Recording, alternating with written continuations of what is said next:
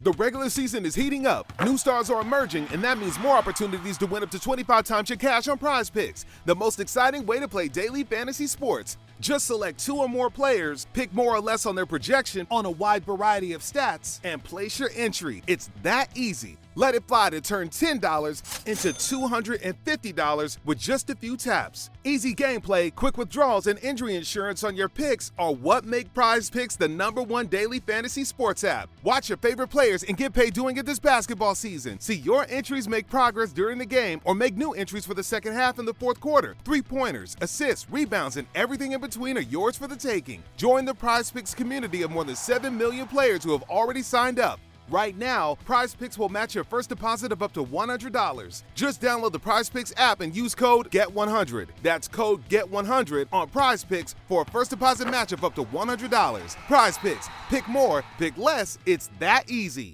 Hi guys, quick one before we get into the episode. This episode is sponsored by Zencastr, which is the production suite that I've used from the very beginning of this podcast. And if you're interested in starting your own podcast, hang around at the end of the episode for our 30% discount referral code.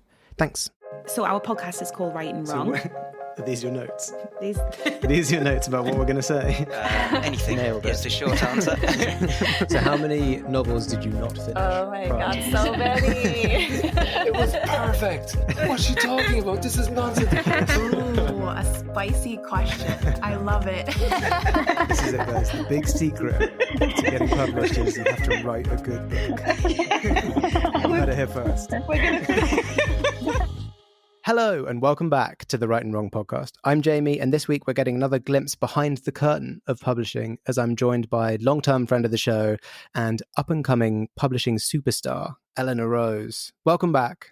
Hi, thanks. And thanks for the nice intro. Definitely overselling me. Don't be ridiculous. You're a superstar in the making. So when we last spoke, which was a little over a year ago, I think. Yeah. You were, I think, about a year into your role as a production assistant at Bloomsbury. Yes. But a lot's happened since then. What are you up to nowadays? So I've gone completely different direction. I now work at a different company in a different role in a different division, different department. As you said, I was in production. I'm now in marketing and publicity, which is kind of I always knew that that's what I wanted to do. And instead of working at Bloomsbury, I now work at Bonnier Books UK. And instead of working in an academic division, I now work in a kids division. So everything is different. Was that something that you sort of wanted to move into? Yeah, definitely. I did an apprenticeship with Bloomsbury Publishing. So sort of one day a week, I was helping the marketing and publicity departments at Bloomsbury. And with that kind of experience, I was like, actually, this is a lot more me. This is a lot more what I want to do. And I had a bit of adults exposure as well, but the kids seemed really, really fun. I think it's just more like vibrant, it's just more creative, it's just more fun. Like you're working on little picture books that have like pop-ups and little animals and stuff. Like, how can you complain? It's a lot more exciting than academic. Yes, and moving from production to a more marketing publicity role. What's entailed within that role? Oh, God, everything. A snapshot. A snapshot. So marketing is a lot of social media. It's a lot of digital, like design creation stuff. It's a lot of ads. It's a lot of fancy POS, which stands for point of sale. Mm-hmm. So posters and standees. And then publicity is basically reaching far and wide and being like, hey, you should love our book like we do. So it's contacting influencers, contacting bloggers, contacting press and radio, that kind of thing, and podcasts like yourself. Yes, indeed. So does the bulk of, when you get a book that comes in and your team is now in charge of marketing it, does the bulk of the work go towards the launch and the sort of launch window? Yeah, definitely. I think that it's really weird in publishing in that like everything is focused around the pub day. So the day that it's launched and it's released and it's out into the world for people to buy. Yeah. In marketing and PR, it's a lot about planning and leading up to that. So we have a lot of meetings where we discuss and we brainstorm what we think we're going to do. We liaise with other departments such as editorial and be like, has the author got any preference?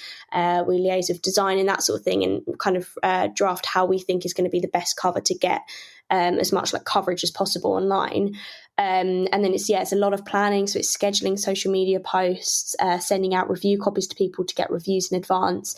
And then the big crazy bit is the pub day. So we've just had a couple of titles launched recently on our Hockey Books imprint, and it's like all about that. It's all about the buzz. It's out for people to buy now. You have like the pre-order stuff as well, so people can technically buy it before it's out, and it will be delivered on the pub day. But yeah, essentially it's kind of like a window of time around the pub day. Sometimes it may be like a week, sometimes it's a month, sometimes it's a couple of months, depending on the book, really. But yeah, there is kind of like a short, sharp section of when we just push that book. Right. And is it a team for each book, or is it like you would be assigned a book individually? Yeah, so we're a pretty small team at Bonnier Books UK. So there's literally only about 6 of us in the marketing and PR team of kids. So we work really closely together, but we have title allocations. So we look at sort of the next 6 months of the year and we say, who wants to work on this book? Has anyone got any preference? If we're looking at workload, we say, actually, you've not got that many titles this month. Do you want to take it on? So there is a little bit of freedom when we're looking at allocation to say, I really like picture books. I want to work on the template imprint. I really like YA books. I want to work on hotkey. But we do kind of get a mix because we've got 5 imprints. So we've got board books, middle grade books, trend-based books, YA books, right. And non-fiction books. So you get a real kind of like mix on what you work on. But in terms of like the allocation and the workload, that is usually a title by title basis on just one person. So there'll be one marketer and one publicist. Oh, okay. Okay, that makes sense. So, but you're saying most of the sort of workload is towards the launch and that window, but then the next 6 months, what's the sort of, how does it work as an ongoing marketing plan? Do you just sort of put a lot of money into it, launch then the next 6 months, and then sort of have a tiny little drip feed of marketing, or do you continue to market it indefinitely? Yeah, no, that first point is quite right. In that we kind of really focus around the pub day, and then we kind of drip feed it depending on if there's any like seasonal promotions. Like if we have a really gifty book, Christmas would be a perfect time to push that. Yeah. We've got things like National Penguin Day, National Donut Day, that sort of thing that will link into our book. So we're like, oh, this book is perfect for it. So we'll schedule some social media and stuff. But over time, we'll run out of budget and we'll decide that campaign has come to an end, and we can just sort of analyse it and report back to the other teams and say how it went, if we met our sales targets, that sort of thing. And then, depending on the book, we'll kind of like get the campaign to a close, if you like. It doesn't mean it's totally that's it, we're neglecting the book anymore, because we might have like a backlist title that editorial will come to us and say, this has been on, the news. Can we, do a social media post about it to support? Or it's just gone viral on TikTok. Can we plan something around that? So it's kind of as and when, like ad hoc. But normally over time we run out of budget. We've kind of done the most that we can to get the audience, and then we start working on the new titles. Okay, so they kind of go on hiatus, and if there's a reason to put more marketing into them, you do, but other than that, they're sort of dormant. Okay, that makes sense. Whilst you as a team at Bonnier won't be marketing them, it's almost like a staple now in the industry that authors are part of their own promotion and marketing team. How much contact, let's say you're assigned to a book, so one of your books, how much contact do you have with the author? Yeah, it's a good question. And like I hate to say it, but it does depend on the title. Okay. So some titles, like the authors might be really relaxed and really self-serving, and they'll just go and do all of their own stuff and just email us and say, by the way, I've done X, Y, and Z. Whereas you might get some authors that like their debut and they need a bit of hand-holding, and they might email us and say, I don't know what to do here. Can you help? You might get some sort of agents as well that obviously have a really close relationship with the authors. The agents might come to us and say, I really want an update. What we're doing for marketing, can we do this instead? So it is kind of like we have a lot of communication with them. I would say I email sort of a couple of times per my titles. So sometimes if for PR, like I've got one that I'm working on recently, that they're doing a guest post for like a magazine. So I need to be in contact and say, are you happy to do this? Go back to the article and say, okay, what do we need? When's the deadline? Feed that back to the author. So you kind of act as like the main, like the middleman between kind of like the press and the author. And then like depending on the author, like you can get really good relationships. They might start tagging you and stuff on social media and dropping you a message just to say what they've been up to and that kind of thing.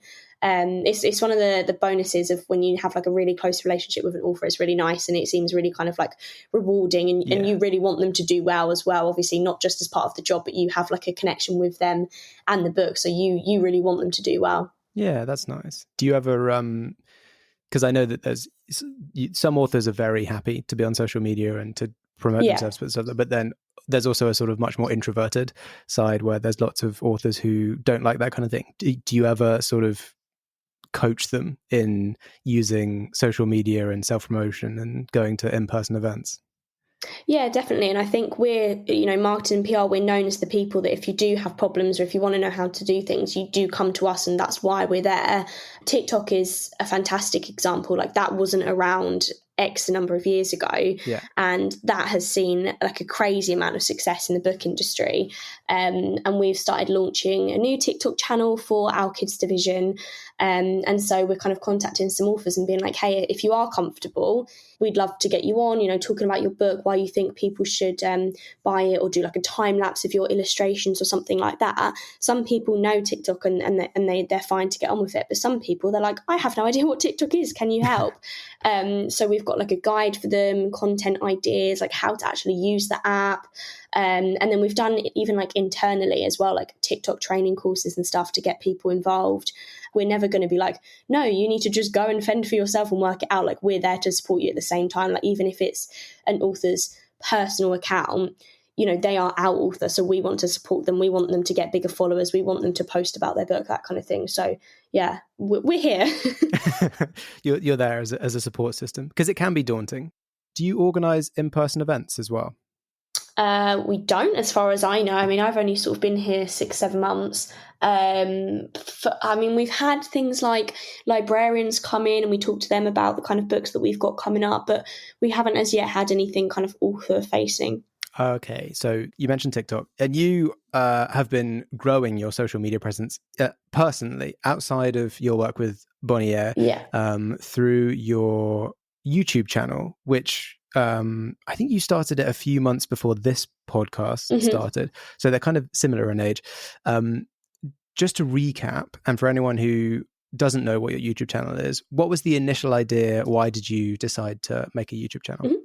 Yeah, so I was doing an apprenticeship, as I mentioned, to get into publishing. So I didn't go to university, and I was learning so much about all the different departments, and I was like, I want to share this.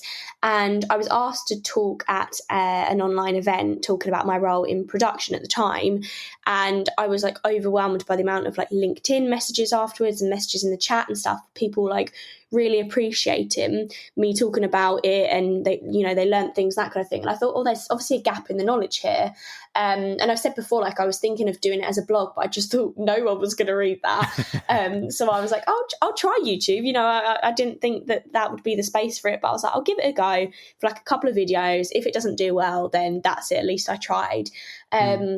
And then like when I did my first video and there was a lot of like welcome and that kind of thing, I was like, oh, this actually seems like something that people might like. And then it just kind of, went from there. And then I'm still posting videos sort of every week on publishing. So whether it's interviews with people that work in publishing or tips to get into publishing and the application process, book reviews, behind the scenes, all that jazz.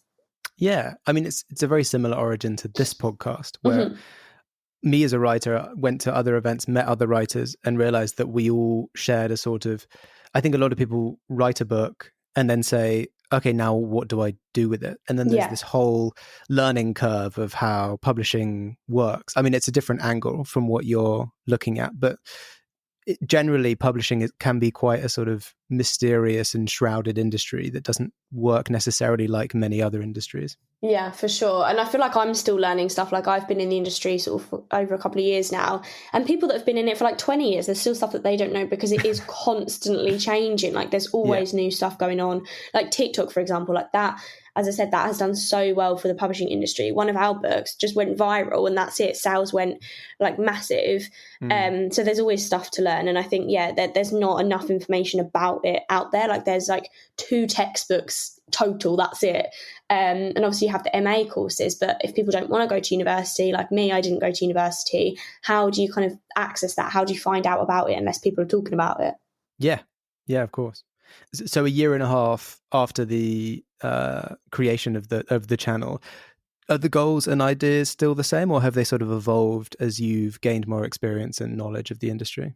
That's a really good question. And I think that, like, same with anything, I'm learning every week from my videos. Like, I analyse them, not in as much detail as I used to, but I'm still sort of thinking, did this get enough views? Did this get a lot of engagement? What are people actually interested in? Because it's kind of like an education channel. So it's not just me putting out vlogs all the time and that sort of thing. I don't really care. It's all about me.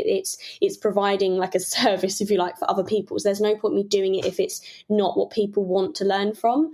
So I've definitely learned a few things, like, based on the views and stuff. I think the way that it's going in terms of, like, it's still very publishing focused. I think that's still how I want it for now. I still have the interviews like every month with people from the industry, and like, even though they might not perform really well in views, I get a lot of comments and DMs and that sort of thing saying that they found that helpful. So it's hard to kind of weigh up the numerical analytics, if you like the view counts and the likes, compared to the comments and people messaging me privately that you can't sort of analyse. I'm trying to do a lot more like well-being videos as well, so still kind of related to publishing. So it's like books about mental health, or interviews with people that have done mental health books, or one that I've been editing today is like how you can sort of like look after yourself at work when you work in publishing, and that's kind of like a separate playlist but still within the channel. So I'm still trying to like build that a little bit more, I guess, as well. But I think overall it's kind of the main aim is still there to kind of like help people and put out information that I've learned, and for me as well to learn. Like, people might ask me for a certain video if I don't know it, so I have to go and like research it, find out, interview people, that sort of thing, and then put it out there. So from the YouTube channel, you've also started an Instagram account, a Bookstagram as they call them, and your own TikTok account, which is predominantly booky publishing stuff, but you obviously with some personal stuff as well. What was it just a sort of extension of the YouTube channel that you went into those, or was it more of a fun kind of curiosity thing that you've got into them? Yeah, literally a mix of both. So the Instagram, so my Twitter, was the very first thing I started. I started that a couple of years ago to use that as how I'd promote YouTube, because YouTube, you can't like retweet videos, that kind of thing. It's a very kind of like individual experience, whereas like Twitter, obviously it's so collaborative. So I was like, I'll create a Twitter account so I can share my videos in there, and people that are on Twitter can go and use that.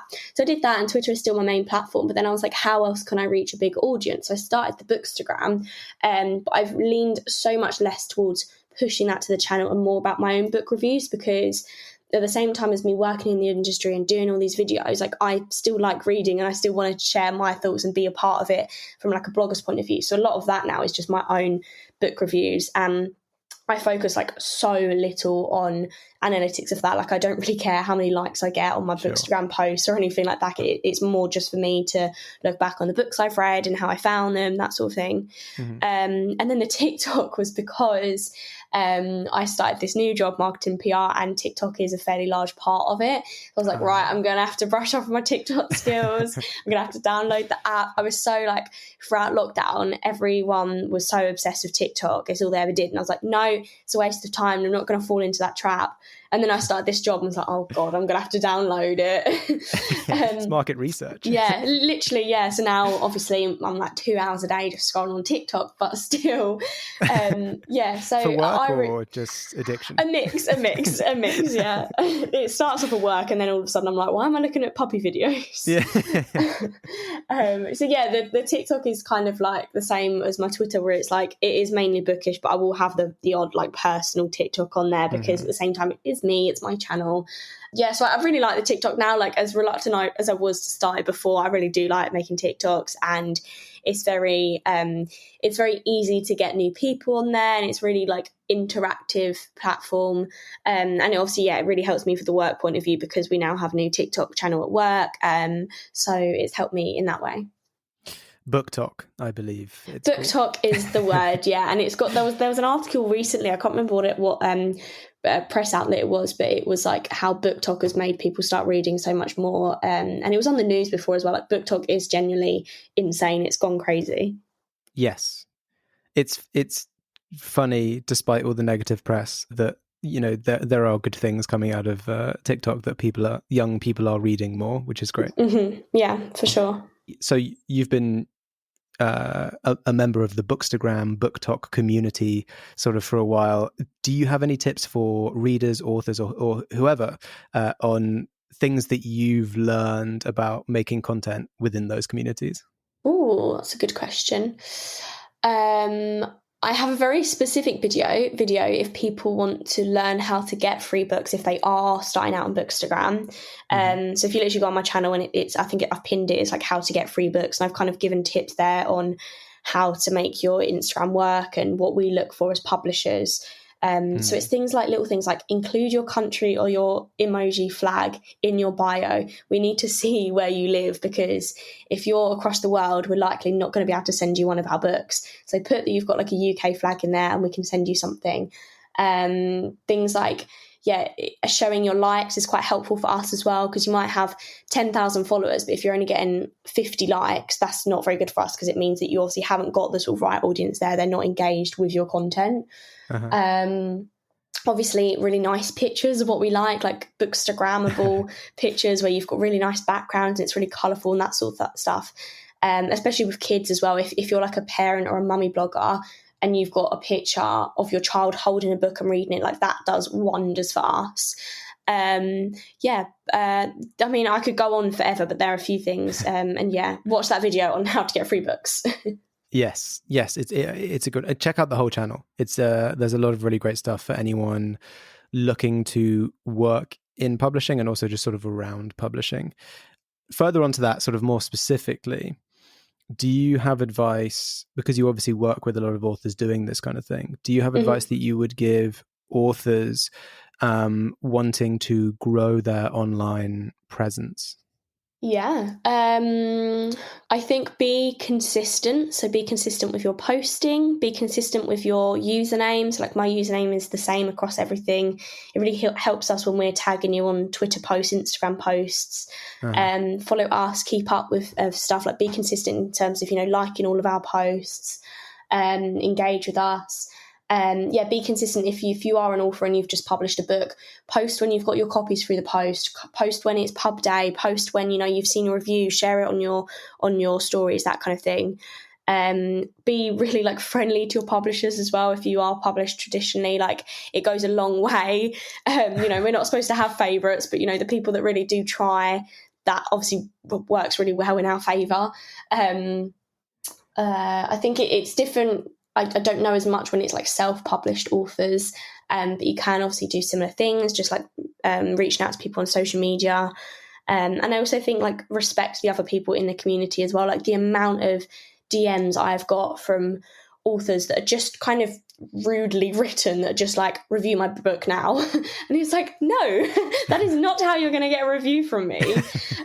Build a friendship with people, be respectful to people in the community, engage with people that work at publishing houses and other authors as well.